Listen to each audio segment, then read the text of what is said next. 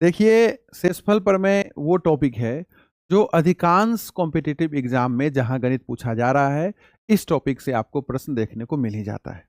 इसमें बहुत प्रकार है, बहुत तरह का सवाल बनता है, बहुत सारा कॉन्सेप्ट इसमें आता है। धीरे धीरे करके हम आपको सारा कॉन्सेप्ट वीडियो के माध्यम से बताते समझाते चल जाएंगे। आज एक कॉन्सेप्ट पे हम चर्चा करने वाले हैं, ठीक है। और इस कॉन्सेप्ट से जो भी सवाल अगर आपको एग्जाम में दिखेगा तो आप बिल्कुल इसको सेकेंड में उड़ा सकते हैं। इसी ध्येय के साथ हम इस वीडियो को बना रहे हैं। आप जो है इस वीडियो को एकदम शुरू से अंतिम तक देख लीजिए। एकदम बेसिक से हम आपको सारा बात यहाँ बताने और समझाने वाले हैं। वीडियो पसंद पड़ेगा तो लाइक कर देना और अपने मित्रों के साथ इस वीडियो को शेयर भी कर सकते हैं। तो चलिए भाई, बिना समय गवाए हम लोग एकदम कॉन्सेप्ट को सीखते हैं, ट्रिक के साथ सीखेंगे। शेषफल प्रमेय को आज एकदम एक टाइप जो है इसका आज खत्म कर देंगे। वो टाइप इस तरह का होने वाला है, ठीक है। कैसे एग्जाम में देखो सवाल पूछता है, ये भी हम थोड़ा सा आपको हिंट कर देते हैं। ABN जो यहाँ दिख रहा है, ये अपना प्राकृतिक संख्या यानी नेचुरल नंबर है, मतलब गिनती वाली संख्या, ठीक। 1 2 3 4 ये सब अपना प्राकृतिक संख्या होता है।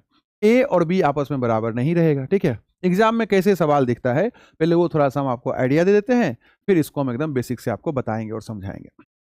A पे पावर n और B पे पावर n दे देगा, प्लस का साइन देगा।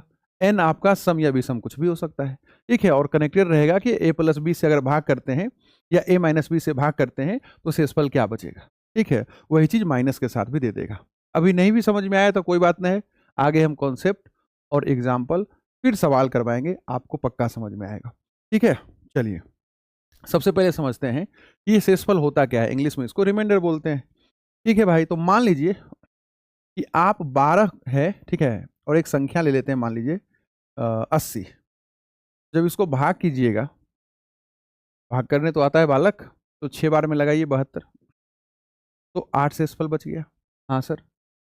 तो आप ध्यान दीजिए, जब हम 80 को 12 से भाग किए तो शेषफल जो यहाँ नीचे बचा ना, यही हमारा शेषफल हो गया। क्या इसी को शेषफल बोलते हैं। यानी अगर एक हम आपसे छोटा सा सवाल पूछें कि अगर हम 80 को 12 से भाग करें तो शेषफल क्या बचेगा, तो आपका जवाब होगा 8। क्या, और अगर हम आपको बोलें कि जी 144 को अगर हम 16 से भाग करें तो शेषफल क्या बचेगा, तो भाई अगर भाग लगाइएगा, देखिए 9 बार में ये लग जाएगा, तो यहाँ पर उनता विभाजित हो गया, तो यहाँ शेषफल 0 बचा। तो ये यहाँ 0 क्या है, रिमाइंडर है। क्या कोई दिक्कत, ये छोटा सा बात समझ में आया क्या। ये तो यहाँ हम क्या बोलेंगे कि 80 जो है 12 से पूर्णतः विभाजित नहीं हुआ। जब शेषफल 0 के अलावा कुछ आ रहा है मतलब वो उसको पूर्ण रूप से विभाजित नहीं किया।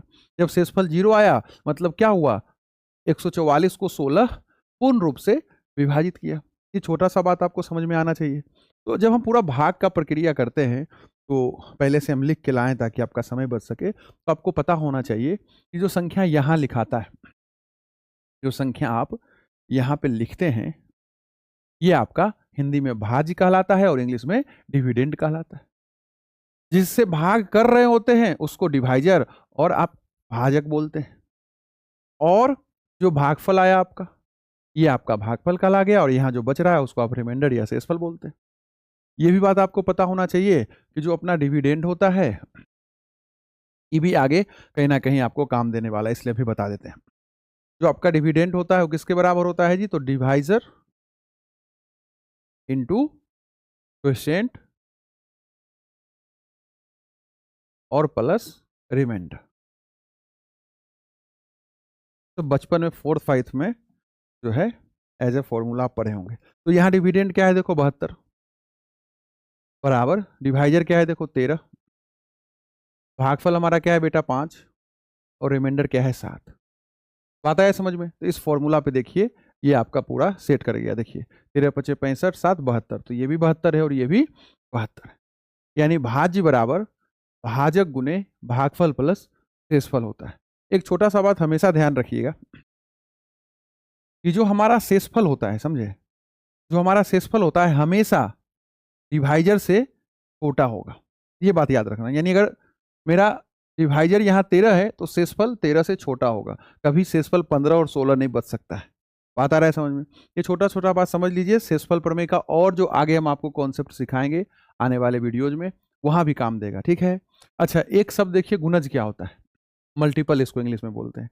गुणज का मतलब बस इतना समझो, टेबल। जैसे हम बोलें कि जिससे 12 है, तो 12 का मल्टीपल क्या होगा, 12 का गुणज क्या होगा, तो हम बोलेंगे 12। बस इसका टेबल लिख दीजिए, समझे? ऐसे करके ये चलता चला जाएगा। तो 12 का ये सब गुणज, 12 का ये सब क्या है, गुणज। बात आया समझ में? 48 क्या है, 12 का एक गुणज। मतलब 48 में देखिए 12 छिपा होगा, 48 को हम लिख सकते हैं 12 गुने 4। तो 48 में 12 छिपा हुआ है, मतलब 12 में कुछ गुना कर रहे हैं तो 48 आ रहा है, मतलब 12 का गुणज क्या हो गया, 48 हो गया। तो 12 क्या करेगा, 12 का ये सब गुणज है, हाँ सर, तो 12 सबको विभाजित कर देगा। अगर हम गुणज से भाग करेंगे, गुणज में भाग करेंगे, 12 का गुणज ही सब है, तो अगर इससे आप भाग कीजिएगा तो हर जगह शेषफल क्या आएगा, 0 आएगा। बात आ रहा है समझ में? जैसे आप बोलिएगा 64 बराबर क्या हुआ, 16 गुने 4, मतलब क्या हुआ, 16 का गुणज है 64। तो 16 का गुणज 64 है, तो जब हम 64 को 16 से भाग करेंगे तो शेषफल क्या आएगा, 0 आएगा। क्यों? क्योंकि 16 का गुणज है 64। तो गुणज से आप उस संख्या में गुणज से जिसका गुणज होता है अगर भाग कीजिएगा तो शेषफल आपका 0 बचेगा। अब देख लीजिए ना, सब कुछ तो यहीं पे है।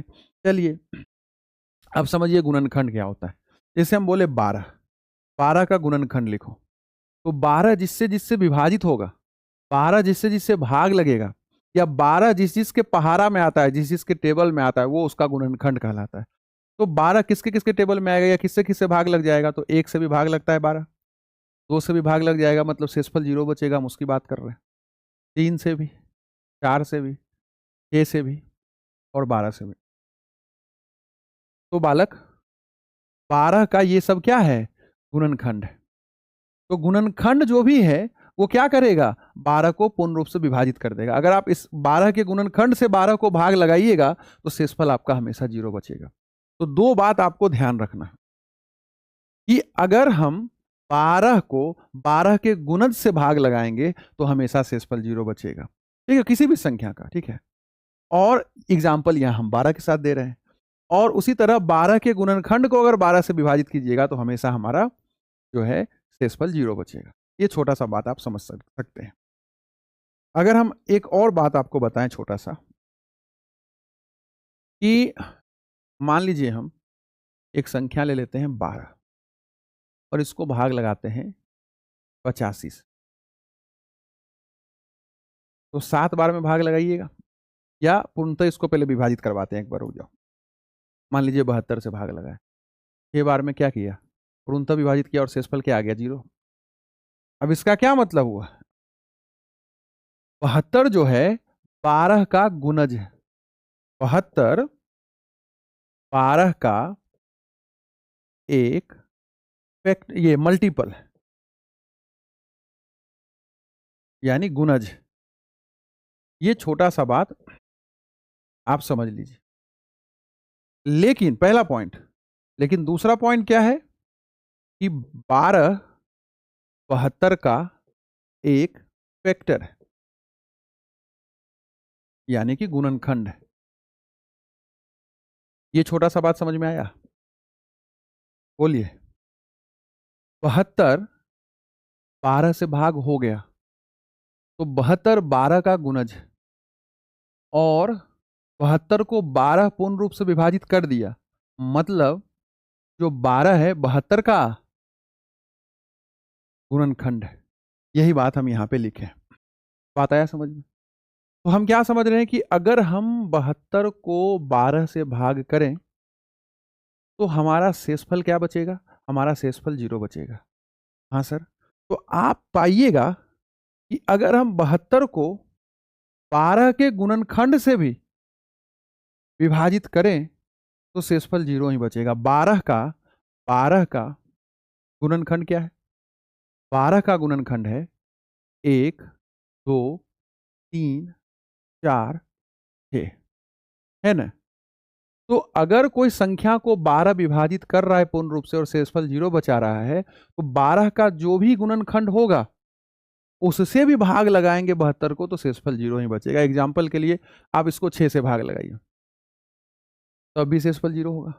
एग्जाम्पल के लिए आप 3 से भाग लगाइए तब भी शेषफल 0 बनेगा। बात आ रहा है समझ में? यानी कि मान लीजिए कोई संख्या है, अगर वो 100 से भाग लग रहा है, ठीक है, यानी कि कोई संख्या है उसको 100 से भाग कर रहे हैं तो शेषफल आ रहा है 0। अगर ऐसा हम मान लें, कोई संख्या रहा होगा 100 से भाग किए, शेषफल आ गया 0। इसका यह मतलब है कि उस संख्या को हम 25 से भी भाग करेंगे तो शेषफल 0 ही आएगा। क्यों? क्योंकि 100 का ही तो गुणनखंड 25 है। तो अगर कोई संख्या किसी संख्या से भाग करने पे, विभाजित करने पे शेषफल 0 बच रहा है तो उसके गुणनखंड से भी उसको भाग करेंगे तो शेषफल 0 ही बचेगा। ये बात हमको लगता है आपको बात समझ में आ रहा है। ठीक है, देखिए सम संख्या, जिसको इंग्लिश में आप इवन बोल देते हैं, और ओड का मतलब आपका विषम हो जाता है। ये क्या है भाई? तो आपको पता होना चाहिए बालक कि जो 2 से भाग लग गया, या जिसके इकाई स्थान पर आपको 0, 2, 4, 6, 8 दिखता हो, जो 2 से भाग लग गया वही तुम्हारा सम हो गया। फिलहाल इतने समझ लो। और विषम का मतलब 1, 3, 5, 7, 9 हो गया। कोई भी संख्या है, समझे, कोई भी संख्या है, कितनों बड़ा संख्या का है ना, आप बस उसका इकाई स्थान देख लीजिए, इकाई का स्थान। ठीक है, अगर इकाई के स्थान पे आपको ई शब्द दिख गया लिखा हुआ तो आप बोलिएगा कि सम है, और अगर इकाई के स्थान पर ई शब्द दिख गया लिखा हुआ तो आप बोलिएगा भी सम है। ठीक, यही इवन ओड होता है। हमको लगता है बात समझ में आ गया। चलिए अब हम लोग मुद्दा पे आते हैं। पहला मुद्दा है कि अगर ए पे पावर एन है प्लस बी पे पावर एन है, इस फॉर्मेट में आपको कोई सवाल दिखे और एन यहाँ ओड हम रख रहे हैं, एन एन सम या विषम हो सकता है, क्योंकि ए बी और एन तीनों क्या है, यहाँ प्राकृत संख्या है। तो एन हमारा मान के चलिए ओड है, इवन पे भी चर्चा कर लेंगे। एन अगर हमारा ओड है मतलब विषम है तो क्या होगा? ठीक है, तो भाई एन को हम 1 रख सकते हैं। एन हमारा ओड है तो एन को 1 रख सकते हैं। हाँ सर, तो ए पे पावर 1, अब बी पे पावर 1, एन की जगह 1 रख दिए, तो इसका क्या मतलब हुआ? ए प्लस बी हो गया इसका मतलब। ठीक उसी तरह अब हम एन को चाहेंगे तो क्या रख सकते हैं? एन को अगर हम चाहेंगे तो 3 रख सकते हैं, क्योंकि एन मेरा ओड है। तो ओड का मतलब क्या है? 1, 3, 5, 7, एन की जगह यही सब हो सकता है। बात आ रहा है समझ में? तो अगर हम एन की जगह 3 रखें तो ये बन जाएगा ए क्यूब प्लस बी क्यूब। देखिए इसका डायरेक्ट भी फॉर्मूला होता है, आप चाहे तो इसका ट्रिक भी लगा सकते हैं। देखो हम एन की जगह चाहें तो 5 भी रख सकते हैं, यहां रख रहे हैं हर जगह, देखो यहां पे रखा जा रहा है। तो बालक ए पे पावर 5 और ए पे पावर 5 हो जाएगा। बोलिए, तो इस सब का फॉर्मूला अगर आप लिखना चाहते हैं बउआ तो इसका बेसिक सा ट्रिक ये होता है, हालांकि इसका जरूरत नहीं है, बस समझा रहे हैं हम आपको ताकि एकदम डेप्थ में आप चीज़ समझ लें, ताकि सेकेंड में सवाल को उड़ाना आप सीख जाएं। तो ए पे पावर 3 और बी पे पावर 3, तो यहाँ ए प्लस बी तो पक्का आएगा। ठीक है, यहाँ भी ए प्लस बी आएगा। बात आ रहा है समझ में? अगर हम 7 भी रख दें, ए पे पावर 7 एन की जगह, विषम संख्या रहेगा जी, तो 7 भी रख देंगे तब भी ए प्लस बी आएगा ही आएगा। अगर हम ए पे 21 भी रख देंगे एन की जगह, तब भी वहां पे ए प्लस बी आएगा ही आएगा। ठीक, ये फॉर्मूला है। आप पढ़े होंगे तो पढ़े होंगे, नहीं तो वही हम समझाने का प्रयास कर रहे हैं। और इसके साथ आएगा, और इसके साथ आएगा, ये समझ लो। देखो 3 है ना, तो 1 कम कर दीजिए और लिखिए ए पे पावर 2, ए पे पावर 1 और ए पे पावर 0। 3 था तो हम 1 कम कर दिए तो हो गया 2, 1, 0। और बी पे इधर से उल्टा फिर वही पावर लगा दीजिए कम करके, तो 2, 1 और 0। और साइन चलेगा प्लस माइनस का। ठीक है, यहां साइन क्या लगाइएगा? प्लस माइनस का लगाइएगा। तो ये तो प्लस में है तो इसको माइनस में कर दीजिए और इसको प्लस में कर दीजिए। ये बन गया तुम्हारा फॉर्मूला। यानी ए क्यूब प्लस बी क्यूब का क्या फॉर्मूला बन गया, या इसका क्या मतलब हो गया? ए प्लस बी ए स्क्वायर। आपको पता है बी पे पावर 0 है मतलब 1 है ना, तो ए स्क्वायर बी पे पावर 0 का मतलब ए स्क्वायर हो गया। घटाओ ये ए बी हो गया, और ये हमारा बी का स्क्वायर हो गया। ए पे पावर 0 का मतलब है पावर 0 है तो तुम उसका मतलब एक समझ के भी चलो फिलहाल। मतलब वही होता है, उसका भी डिटेलिंग है, वो हम बाद में बताएंगे। हर चीज़ एक ही क्लास या एक ही वीडियो में कैसे संभव है बताना। तो आता है समझ में। ठीक उसी तरह अगर ए पे पावर 5 है तो फिर वही फंडा लगाओ। हम क्या करेंगे, हम क्या करेंगे कि एक कम कर देंगे, ए पे पावर 4, ए पे पावर 3, ए पे पावर 2 लगा दो, ए पे पावर 1 लगा दो, और ए पे पावर 0 लगा दो। समझ में आ रहा है? 5 है तो 4 3 2 1 0, और इधर से ही बी पे पावर 5 है तो 4 लगाएंगे, माफी 4 लगा दो, 3 लगा दो, बी पे पावर 2, ठीक है, यहाँ बी पे पावर 1, और यहाँ बी पे पावर 0, ठीक है। और प्लस माइनस का साइन चलेगा, तो यहाँ प्लस है तो यहाँ माइनस कर दो, प्लस कर दो, माइनस कर दो, प्लस कर दो। ये इसका फॉर्मूला बन गया। इसी को थोड़ा सा व्यवस्थित करके अगर लिखना चाहते हैं, सॉरी सॉरी सॉरी, इसी को अगर व्यवस्थित करके लिखना चाहते हैं तो हम क्या लिखेंगे, ए पे पावर 5 प्लस बी, यहाँ बी होगा भाई, बी पे पावर 5 का क्या मतलब हो जाएगा, ए प्लस बी, ए पे पावर 4, क्योंकि बी पे पावर 0 का मतलब तो 1 हो गया, घटाओ ए पे पावर 3 बी, ये हो गया तुम्हारा ए स्क्वायर बी स्क्वायर, ये तुम्हारा हो गया ए बी का क्यूब, ये हो गया ए बी पे पावर 4। बात आ रहा है समझ? उसी तरह अगर हम चाहेंगे तो ए पे पावर 7 और बी पे पावर 7 का भी फॉर्मूला लिख सकते हैं। ए प्लस बी तो पक्का आएगा, इसके साथ ए पे पावर 6 लिखेंगे, ए पे पावर 5 लिखेंगे, ए पे पावर 4 3 2 1 और 0, और इधर से फिर बी पे पावर इससे कम करना है, मतलब 6 5 5 4 3 2 1। ऐसा गलती क्यों हो रहा है भैया मेरे से? बी पे पावर यहाँ 2 करेंगे, बी पे पावर 1 करेंगे, बी पे पावर 0 करेंगे, और फिर वही साइन किसका, प्लस माइनस का। तो यहाँ प्लस है तो यहाँ माइनस, प्लस माइनस प्लस,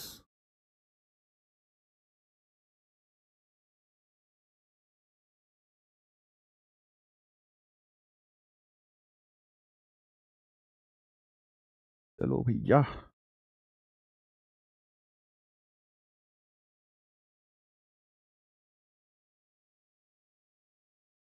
यहाँ माइनस और यहाँ प्लस कर देना, ठीक है। और 6 5 है तो यहाँ बी पे पावर 4 रहा, ठीक है बालक।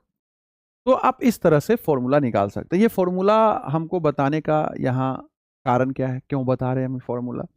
तो सवाल आपसे ये पूछेगा, ठीक है, आपको ये समझना है कि अगर ए और बी है उस पर पावर समान है, एन है मान लो, पावर समान है यानी दोनों जगह सेम रहेगा, और वो विषम है और बीच में प्लस का साइन है, ठीक है, तो क्या वो ए प्लस बी से भाग लगेगा? ठीक है, मुद्दा ये है कि अगर हम ए पे पावर एन और बी पे पावर एन के फॉर्म में हम कोई सवाल देख रहे हैं, कोई संख्या देख रहे हैं, ठीक है, और एन अगर हमारा कोई विषम संख्या है, तो हम आपसे सवाल पूछ रहे हैं कि क्या ये ए प्लस बी से भाग लगेगा, क्या ये ए माइनस बी से भाग लगेगा? तो एक बात बताओ, यहाँ पे क्या मतलब हुआ ए क्यूब प्लस बी क्यूब का बराबर इतना? इसका क्या मतलब हुआ कि जब इसको इससे गुना करेंगे, इसको इससे गुना करेंगे तो गुना करके ये आ जाएगा, इसका यही मतलब हुआ। तो भाई इसका ये गुना का रूप है ना, तो जैसे 48 बराबर आप लिखिएगा 12 गुने 4, मतलब 12 गुने 4 48 हो गया। इसका क्या मतलब हुआ कि 12 से भाग लगाएंगे अगर हम 48 को तो पूर्णतः विभाजित हो जाएगा, 4 से भी हो जाएगा। भाई दोनों को गुना कर रहे हैं तो ये आ रहा है, तो इससे भी भाग लग जाएगा 48 हो, इससे भी भाग लग जाएगा 48, एसपल 0 बचेगा। तो यहां भी वही बात है। तो अगर विषम रहता है पावर ए और बी पे और दोनों समान रहना चाहिए, तो आप क्या पाइएगा कि ए प्लस बी से वो भाग लगेगा, यानी हम बोलेंगे कि ए प्लस बी से भाग लगेगा और ए माइनस बी से भाग नहीं लगेगा। क्यों? क्योंकि देखो ना भाई, समझो ना, 48 बराबर 12 गुने 4, तो 12 से भाग लग रहा है जी 48, 4 से भाग लग रहा है जी 48, हाँ सर। तो ठीक उसी तरह, ठीक उसी तरह, ठीक उसी तरह यहां देखो, A cube plus B cube, इसका मतलब क्या हुआ? ए प्लस बी और A square minus A B plus B का स्क्वायर। तो भैया A cube plus B cube का मतलब क्या हो गया? इतना गुने इतना, मतलब ए प्लस बी आ रहा है ना भाई, ए प्लस बी गुने इतना, तो ए प्लस बी गुने इतना बराबर क्या है? ये। तो ये जो है इससे भी भाग लग जाएगा, इससे भी भाग लग जाएगा। हमको काम ए प्लस बी से है, तो ए प्लस बी से ये भाग लगेगा। ठीक उसी तरह ए पे पावर 5, बी पे पावर 5, तो इसमें भी ए प्लस बी आ रहा है, तो ए प्लस बी भी इसको भाग लगा देगा, यानी शेषफल 0 बचेगा, पूर्णतः विभाजित कर देगा। अरे समझ पा रहे हैं हम क्या कहना चाह रहे हैं? ठीक उसी तरह अगर हम 7 पावर को भी देखेंगे, इसमें भी ए प्लस बी आ रहा है, यानी इसको गुना करेंगे तो गुना करके क्या होगा? ये आ जाएगा। मतलब वही वाला कहानी हो गया कि 48 बराबर 16 गुने 3 है, तो 16 इसको भाग लगाएगा पूर्णतः, और सी भी इसको भाग लगाएगा पूर्णतः। यानी अगर हम आपसे बोलें कि ए पे पावर 7 और बी पे पावर 7 है, इसको अगर हम ए प्लस बी से भाग लगाएंगे तो भाग लग के क्या आएगा? शेषफल। तो आप बोलिएगा 0 आएगा शेषफल। समझ रहे हैं बात? क्योंकि यहां भी अगर हम आपसे पूछ दें कि 16 से 48 को भाग करें तो शेषफल क्या आएगा? तो 0 आएगा शेषफल। अरे समझ रहे हैं बात हम क्या कहना चाह रहे हैं? तो अगर ये बात समझ में आया तो बहुत अच्छा बात है, नहीं हो समझ में आया तो बस इतना तुम समझ लो, इतना बस ध्यान रखो कि अगर हमें इस फॉर्म में कोई सवाल दिखे, n हमारा विषम संख्या रहे, तो a प्लस बी से भाग लगेगा और a माइनस बी से भाग नहीं लगेगा। इस पे हम पहले वो आपको छोटा सा सवाल करवा देते हैं। देखिए, ये हो गया मेरा फॉर्मूला, ये हो गया हमारा कॉन्सेप्ट, और यहां से हम ये समझ रहे हैं कि ये a प्लस बी से भाग लगेगा। तो अभी हम ये आपको समझाने का प्रयास कर रहे थे इतना देर से, ठीक है, कि a प्लस बी से भाग ये क्यों लगता है। रटवाने की बजाय थोड़ा सा हम आपको कॉन्सेप्ट समझाने का प्रयास किए। अगर बुद्धि मंद है तो हो सकता है नहीं समझ में आया होगा, लेकिन इतना तो समझना पड़ेगा एग्जाम के लिए कि अगर इस फॉर्म में हमें दिख रहा हो कोई फॉर्मेट, n विषम संख्या है, तो वो a प्लस बी से भाग लगेगा। सिंपल सा बात। ये एक एग्जाम्पल है। अगर हम आपको बोलें कि जी इस संख्या को 39 से हम भाग करें तो शेषफल क्या बचेगा? ठीक है, शेषफल बस आपसे पूछा जा रहा है, एग्जाम में भी यही आपसे पूछा जाएगा। तो आप क्या बताइएगा शेषफल? तो सिंपल, दोनों को मैच करो। ए और बी प्राकृत संख्या है, हाँ सर, और एन का काम कौन कर रहा है? 31, बीच में प्लस का साइन है ये। तो ये जो यहां से यहां तक बात लिखा हुआ है, इसी फॉर्मेट में बात लिखा हुआ है कि नहीं लिखा हुआ है? आप बोलेंगे हाँ सर, और एन विषम है कि नहीं? हाँ। तो 39 से भाग कीजिएगा तो क्या शेषफल बचेगा? तो सिंपल सा बात है, हम ये समझ पा रहे हैं कि जब भी ए प्लस एन और बी प्लस एन दिखता है प्लस साइन के साथ, और एन विषम रहता है, तो ए प्लस बी से भाग लग जाता है। यानी 15 पे पावर 31 और 24 पे पावर 31, किससे भाग लग जाएगा जी? तो 15 और 24। यहां ए और बी था तो ए बी से भाग लगता था भाई, यहाँ ए प्लस बी है ना, तो ए प्लस बी से भाग लगा। यहाँ 15 और 24 आ गया, शुरू में ही बताए थे कि ए बी एन की जगह कोई भी प्राकृत संख्या आ सकता है, तो वो आ गया 15 और 24, तो 15 और 24 से भाग लगेगा, और 15 24 से भाग लगेगा मतलब क्या? ये हो जाएगा तुम्हारा 39, यानी ये 39 से भाग लग जाएगा। भागफल क्या आएगा ये नहीं पूछा जा रहा है, शेषफल पूछा जा रहा है। अगर कोई किसी को पूर्णतः विभाजित कर रहा है तो शेषफल 0 बचेगा। शेषफल पूछ रहे हैं हम आपसे, रिमाइंडर पूछ रहे हैं, भागफल नहीं पूछ रहे हैं। समझे कि नहीं समझे?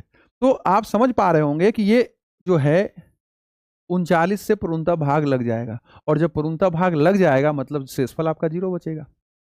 समझे कि नहीं समझे? और ये संख्या समझना, ये संख्या